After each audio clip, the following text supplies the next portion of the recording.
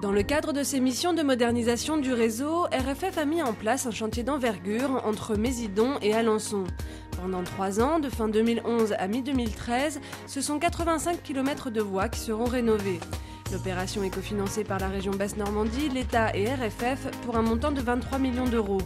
L'objectif, améliorer la robustesse des voies et le confort des voyageurs. Il y a différentes étapes. La première, on enlève les rails. La deuxième, on dégarnit. La troisième, les équipes viennent poser des traverses neuves et reposent le rail sur ces traverses. Des engins motorisés viennent par passes successives déposer du ballast et le bourrer. Pour mener ces travaux importants, RFF doit prendre en compte de nombreux impacts, tant du point de vue de la circulation que de l'environnement.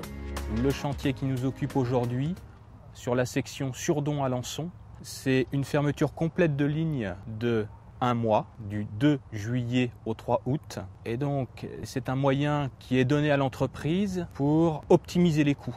On ne ferme pas sans concertation.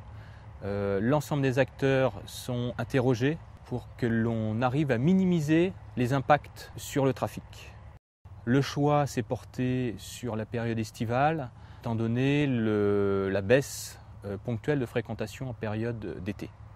Les cars se substituent aux trains pour permettre d'assurer les correspondances. En matière d'environnement, plusieurs mesures sont mises en place par l'entreprise.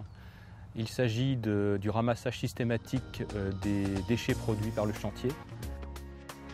Des kits de dépollution sont à la disposition des équipes pour lutter contre une éventuelle fuite de gasoil ou d'huile suite à des opérations sur le chantier. Au-delà de la rénovation des voies, c'est également l'accessibilité en gare qui sera améliorée.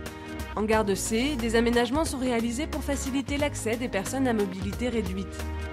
Les travaux PMR consistent à la mise à niveau des quais à 55 cm, permettant à l'ensemble des personnes, dont celles à mobilité réduite, d'accéder directement au train. Tout cela en conformité avec la réglementation de 2005 qui impose à RFF de mettre aux normes PMR l'ensemble de ces installations.